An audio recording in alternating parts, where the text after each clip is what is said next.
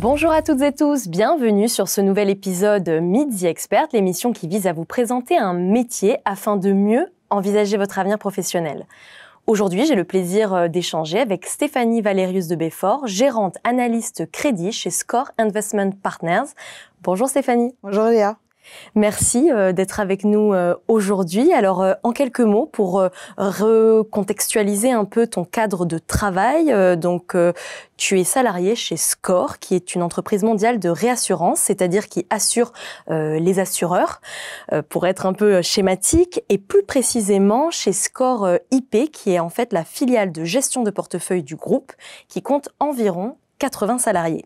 Alors avant d'entrer dans le vif du sujet, sur le rôle que tu joues précisément chez Score IP, est-ce que tu peux revenir avec nous sur tes expériences universitaires puis professionnelles qui t'ont conduit à exercer le métier que tu occupes aujourd'hui?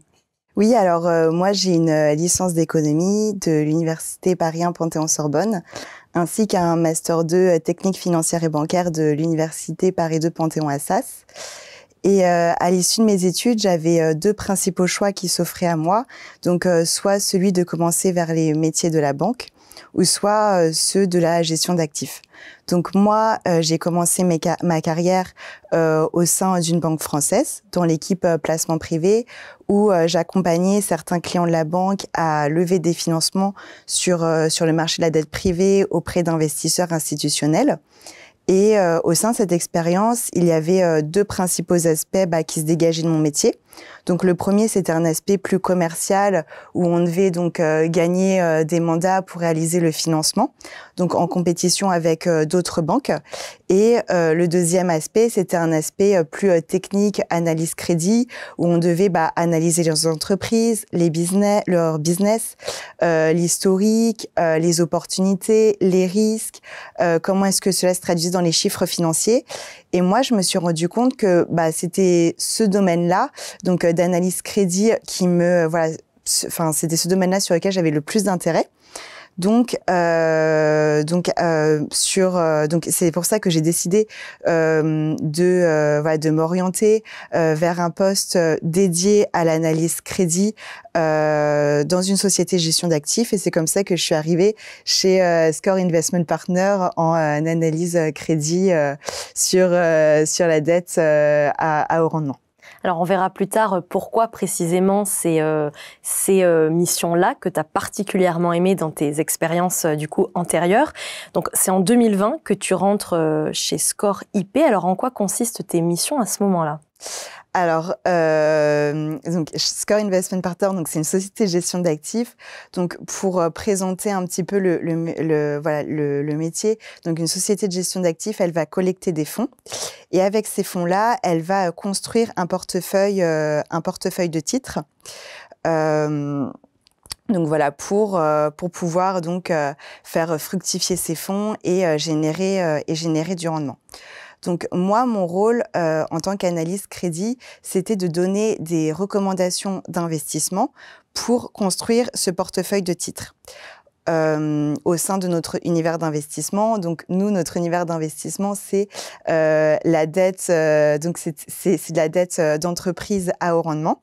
Donc à haut rendement parce que nous investissons dans des entreprises qui sont plutôt un profil de risque important et qui donc vont générer un rendement important. Donc nous, on a c'est construire ce portefeuille-là en ayant un objectif de performance, et aussi on va gérer notre risque. Donc nous, l'objectif de performance, donc qu'est-ce que c'est ? En fait, nous, on va avoir l'objectif d'avoir une performance supérieure à notre benchmark, notre indice de référence. Et cet indice de référence, en fait, il va refléter la performance de notre univers d'investissement. Donc, comme on l'a dit, la dette d'entreprise à haut rendement. Et nous, par notre sélection de titres, notre objectif, c'est d'avoir une performance, de délivrer un rendement supérieur à cet indice de référence. Et pour ça, on va aussi gérer notre degré de risque. Donc, typiquement, en fait, pour ça, on va étudier les tendances macroéconomiques par secteur, le cours des matières premières, le taux de chômage, l'inflation, tout ça. Et on va décider dans quel scénario de marché on va se placer. Donc, soit un scénario qui est très pessimiste, on se dit les taux de croissance les taux de croissance anticipés sont plutôt bas, il y a beaucoup de chômage, etc. Et donc, du coup, on va se dire, alors voilà, on veut rendre notre portefeuille très défensif et pour ça, voilà, et ne pas ajouter trop de risques dans le portefeuille. Pour ça, on va se dire, voilà, on va aller sur des entreprises qui ont un profil de crédit qui se situe dans la fourchette haute de notre univers d'investissement et donc sur des secteurs aussi qui sont plus défensifs, comme par exemple la santé. Alors qu'au contraire, on peut se dire ah non mais là les taux de croissance les taux de croissance anticipés sont très bonnes, etc. Donc là, on va se dire on va pouvoir se permettre d'ajouter un petit peu de risque dans notre portefeuille. Voilà, en ayant une stratégie un peu plus offensive, on va se dire voilà, on va pouvoir investir dans des sociétés qui peut-être à l'instant T ont un profil plus fragile dans notre univers d'investissement, mais comme les perspectives sont très bonnes sur ce secteur, etc., et du coup, nous, on est confiants, on va profiter de la hausse du marché et donc, du coup, apporter plus de rendement et on va pouvoir se permettre d'aller sur des secteurs un peu plus, par exemple, discrétionnaires, comme le fashion mass market ou des choses comme ça. Et donc, on regarde on regarde donc du coup les risques. Et aussi, donc là, le plus gros de mon travail, c'était donc d'analyser les sociétés dans notre univers d'investissement. Et ça, c'était le plus gros de mon travail. Et après, donc ça va, ce qui va en ressortir, donc les principales opportunités et risques du secteur. Donc là, typiquement, en fait, moi, le plus gros de mon travail, c'était de faire l'analyse financière approfondie de la société, non seulement de façon qualitative. Donc, par exemple, regarder en détail le business de la société, qu'est-ce qu'elle fait, les contrats avec les clients, avec les fournisseurs, les parts de marché, leur évolution, les Key Performance Indicators, les nouveaux produits ou les nouveaux services qu'elle va développer. Donc ça, c'était l'analyse qualitative. Et ensuite, le second point, c'était l'analyse quantitative. Donc l'analyse des chiffres, où on va rentrer les chiffres historiques dans notre modèle sur Excel, voir voilà comment est-ce que la société elle s'est développée, voir si la société est rentable, voir si elle peut générer du cash, voir voilà son niveau d'endettement, tout ça. Et une fois donc qu'on a bien analysé la société, on va pouvoir construire notre portefeuille de titres en prenant tous ces paramètres, donc le degré de risque, les risques et opportunités sur le marché, et aussi donc les sociétés qui répondent à notre stratégie en fait. Et des fois, ça vous arrive donc de ne pas accorder de prêt parce que vous jugez que la situation financière, la santé financière de l'entreprise est trop risquée? Ah oui, non, mais oui, pour le coup, ça arrive quand même. Oui, fréquemment. On regarde vraiment en détail et ça arrive souvent qu'on se dise ah non, c'est trop risqué, trop risqué pour nous, on n'est pas confort. Donc du coup, on a en fait la chance d'avoir un univers d'investissement qui est assez riche et qui fait que on peut être assez sélectif dans exigeant. Et exigeant. Alors rapidement, début 2022, grâce à la mobilité interne, tu as progressé donc au sein de l'entreprise et tu as gagné en responsabilité. Alors est-ce que tu pourrais, pareil, nous détailler ce que tu fais aujourd'hui? Alors effectivement, au bout d'1 an et demi, je suis passée de l'analyse à la gestion. Et du coup, j'ai gagné en responsabilité et également au niveau de mes tâches, je suis beaucoup plus impliquée dans la stratégie globale du fonds. Donc dans la stratégie globale du fonds, pourquoi? Parce que alors nous dans notre équipe, chaque analyste et en fait, c'est réparti en secteurs. Donc moi, lorsque j'étais analyste, j'avais mes propres secteurs et donc les sociétés, voilà, et avec les sociétés donc de chaque secteur. Et donc je regardais donc les risques, les opportunités. Et j'avais une opinion des sociétés de mon secteur. Aujourd'hui, comme je suis à la gestion, je dois avoir une stratégie plus globale et travailler avec chaque analyste qui couvre les secteurs que je ne couvrais pas avant.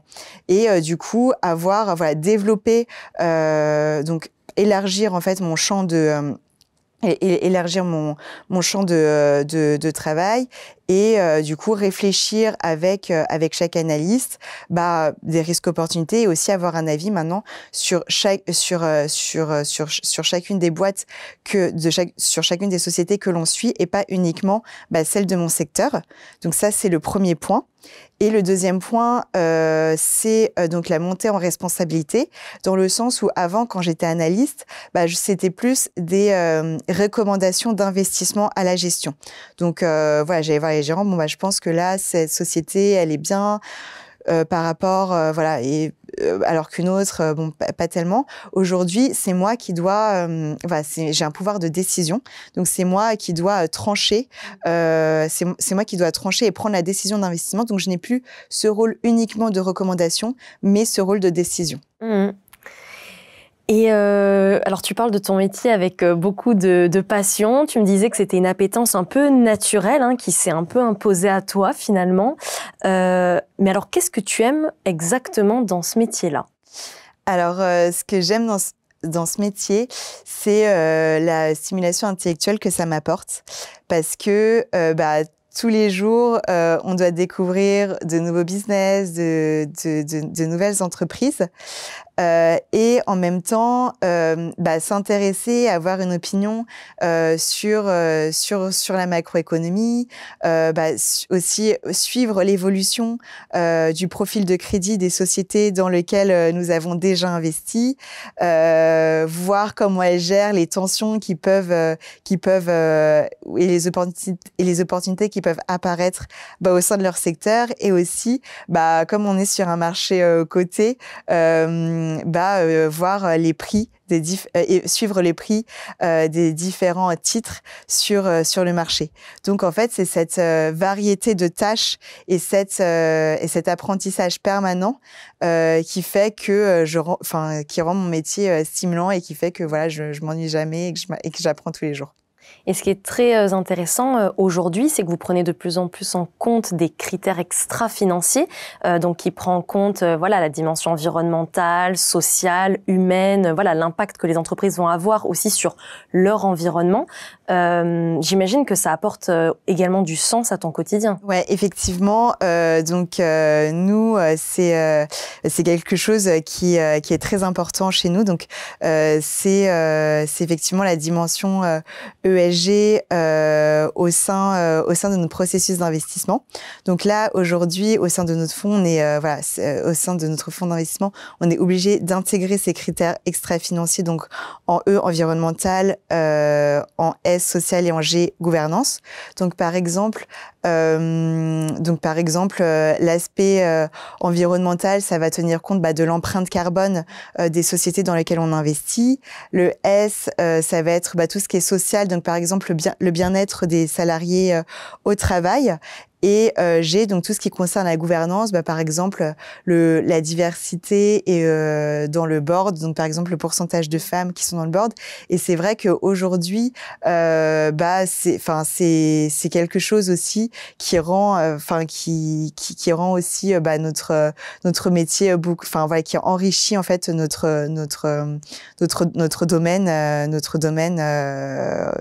et la finance. Parce que vous amenez du coup les entreprises à améliorer leurs pratiques en interne et en externe. Exactement. Donc en fait, c'est par les conseils que vous leur donnez. Alors en fait, la façon dont ça se passe, c'est que nous concrètement, on va noter en E, en S et en G chaque entreprise. Et chaque entreprise dans laquelle nous pourrions être amenés à investir. Et on ne peut pas investir dans une société qui n'a pas de note ESG. Et c'est vrai que, par exemple, si une société a voilà, à une mauvaise note, on va dire. Je prends un critère un peu aléatoirement. Donc G, s'il n'y a pas assez de pourcentage de filles dans le board, alors ça va baisser sa note G. Et ça va baisser du coup sa note globale parce que du coup on fait la moyenne de la note E, S et G. Et nous on a une contrainte. En fait on va se comparer à notre benchmark. Donc à notre benchmark, notre indice de référence.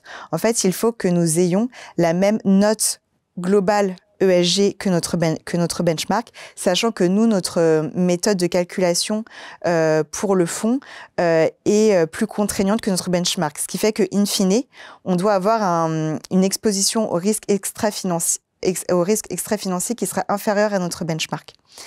Et du coup, on a cet objectif de note. Et si une entreprise a une trop mauvaise note parce que voilà, elle respecte pas certains critères ESG, bah pour nous, ça va être très difficile de pouvoir investir dedans. Et donc du coup, bah ces entreprises sont obligées de les prendre en compte pour pouvoir accéder à des financements. Mmh. Et donc, on a parlé de ce que tu aimais. Maintenant, pas de ce que tu aimes moins, mais en tout cas, les challenges auxquels tu te retrouves confronté au quotidien. Alors, moi, je dirais que c'est un métier qui a les défauts de ses qualités, dans le sens où c'est un métier qui est très stimulant intellectuellement parce que, voilà, comme on avait vu, on doit prendre en compte la macroéconomie, le fondamental, les prix sur le marché. Et au final, ce qui est dur, c'est de prendre en compte tous ces paramètres-là pour prendre une décision binaire. Donc, est-ce que oui ou non, j'investis? Et ce qui est assez dur, c'est que parfois, il y a certains de ces paramètres qui ne vont pas dans le même sens. Typiquement, je peux avoir une société que je suis depuis longtemps et qui a des perspectives de croissance qui sont très bonnes, une très bonne rentabilité, etc. Mais je regarde les tendances macroéconomiques et il y a tel point qui fait que j'ai pas mal d'incertitudes sur la croissance future de la société. Par ailleurs, le prix du titre sur le marché est assez élevé, ce qui fait que mon rendement sera faible.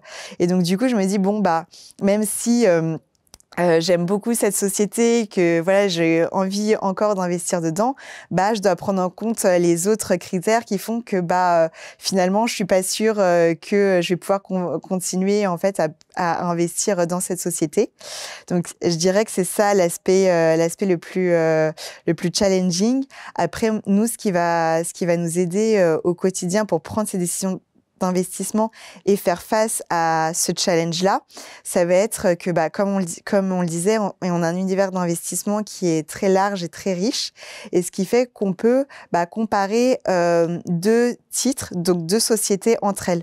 Donc, par exemple, c'est la raison pour laquelle, entre analystes, nous sommes répartis en secteurs. C'est pour pouvoir faire des comparaisons entre deux sociétés. Donc, on va se dire, ah oui, là, je prends les deux sociétés, elles ont les mêmes tendances, elles ont un profil de crédit plutôt similaire, mais le prix sur le marché n'est pas pareil. Donc, je vais plutôt investir dans la société dont le prix est bas et qui va me générer plus de rendement par rapport à une autre, parce que toute chose égale par ailleurs. Donc, après, il y a ces petites, ces petites choses qui nous aident au quotidien pour faire face à cet aspect challengeant de prendre en compte tous ces paramètres. Puis ça peut toujours être la crainte après coup de se dire mince, on est passé à côté d'un bon investissement finalement. Ouais, ça c'est toujours, c'est toujours la crainte. C'est toujours la crainte de se dire alors on a sous-évalué ce paramètre-là par rapport à un autre. Finalement, ça va pas si bien que ça, ou alors au contraire, finalement la société a super bien géré ce point-là et les erreurs, ça arrive dans tirer des conclusions. Voilà, on en tire des conclusions. Et c'est comme ça aussi qu'on apprend tous les jours. Et dans les années à venir, à quel autre défi, justement, ta profession pourrait-elle être confrontée et surtout, comment y répondre? Peut-être en anticipant, justement, dès maintenant. Moi, je dirais que le principal, en fait, le défi clé que je vois, c'est vraiment l'intégration de ces critères extra-financiers dans notre processus d'investissement. Donc vraiment, voilà. Donc pour nous, c'était ce qu'on s'était dit, c'est très dur de pouvoir accorder beaucoup de financement à une société qui ne respecte pas donc les dimensions environnementales, sociales et de gouvernance. Donc moi je dirais que c'est vraiment cette mutation là qui est la plus primordiale en finance. Donc nous voilà, on a développé ces produits, on a développé au sein de l'équipe donc des fonds justement avec cette note ESG par rapport à notre benchmark où voilà, on doit avoir un risque extra-financier inférieur à celui de notre benchmark. Et aussi, on est également en train de développer,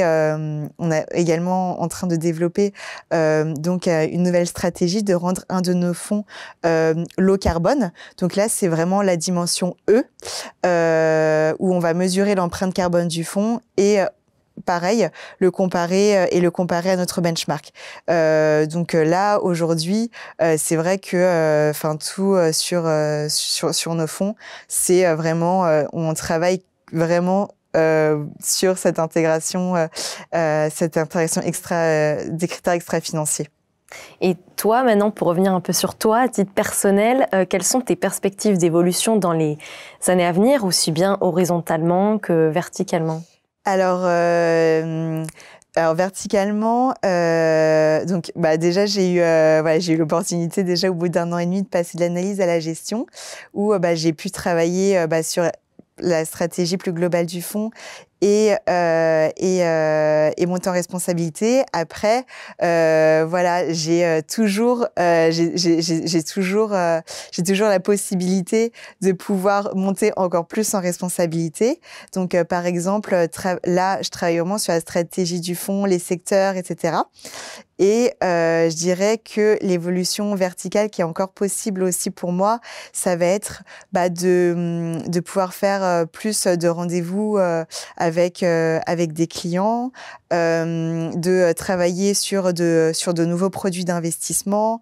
Là, typiquement, donc j'ai pris mon poste à la gestion il y a 6 mois et j'ai fait par exemple un premier rendez-vous client avec mon responsable, donc il y a 1 semaine. Donc c'est aussi c'est aussi une façon pour moi de gagner en responsabilité et d'avoir une ascension verticale. Et après horizontalement, donc je dirais que donc nous chez Score, aussi bien le groupe que chez Score Investment Partners, on a la possibilité d'avoir recours à la mobilité interne. Donc au sein de Score Investment Partners, nous ne faisons pas que des obligations à haut rendement, donc il y a aussi plusieurs classes d'actifs. Donc par exemple les loans, l'agrégate, les taux, l'infrastructure, l'immobilier, l'ILS. Donc voilà, c'est aussi nous pouvons également découvrir de nouvelles classes d'actifs en ayant recours à cette mobilité interne au sein de Score Investment Partners. Il est également aussi possible donc du coup d'avoir cette mobilité au sein du groupe. Et justement, au sein du groupe qui est en forte croissance d'un point de vue humain, il se trouve que vous recrutez régulièrement. Mais alors sur quel type de poste exactement ? Alors, chez Score, effectivement, donc nous on a une politique, on a une stratégie assez dynamique sur le recrutement et notamment les jeunes. Donc, par exemple, lorsque je suis arrivée dans mon équipe il y a 2 ans, on était 4. Aujourd'hui, on est 7, et on peut voir cette tendance sur les autres équipes et sur les autres équipes.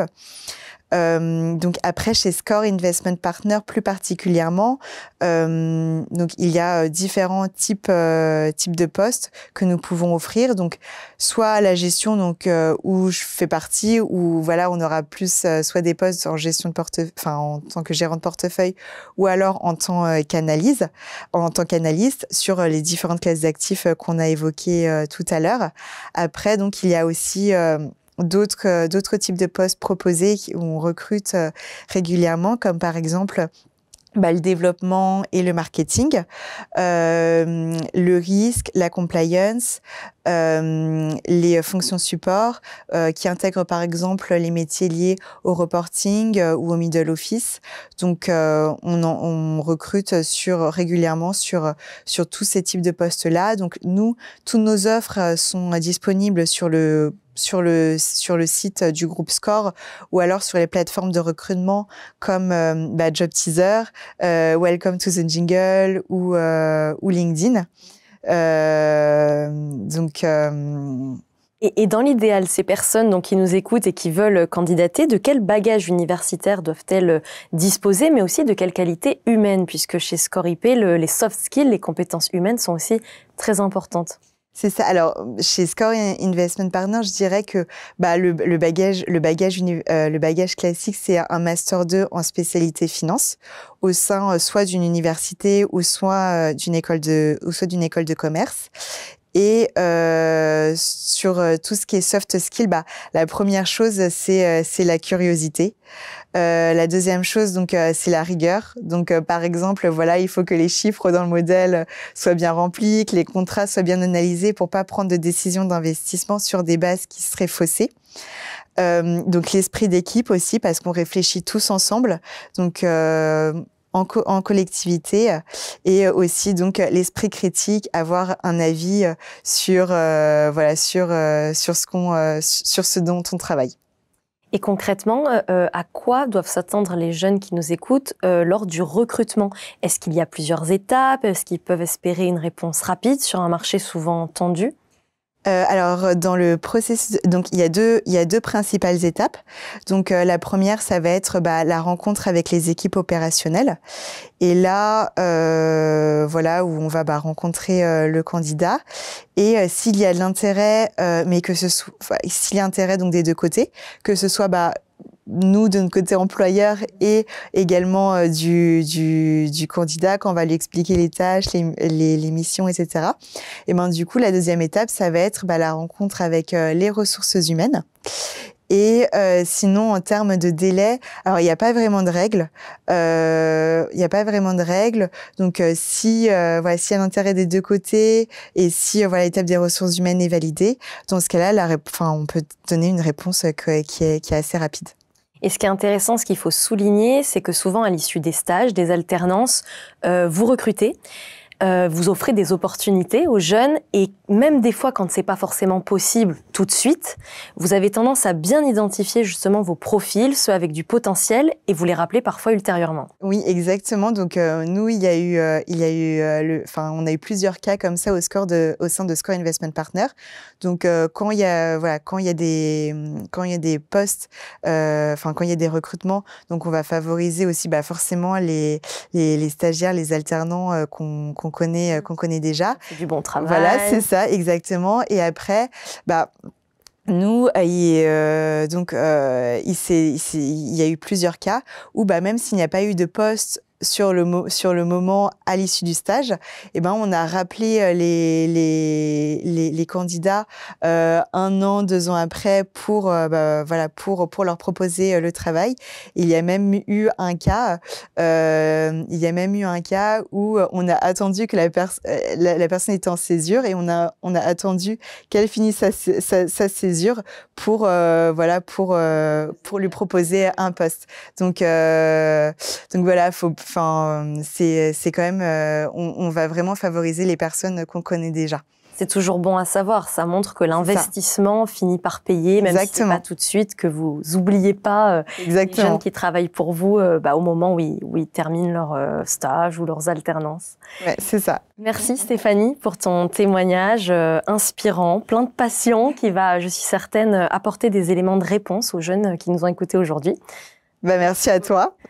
Quant à vous, je vous donne rendez-vous pour un prochain épisode Midi Experte.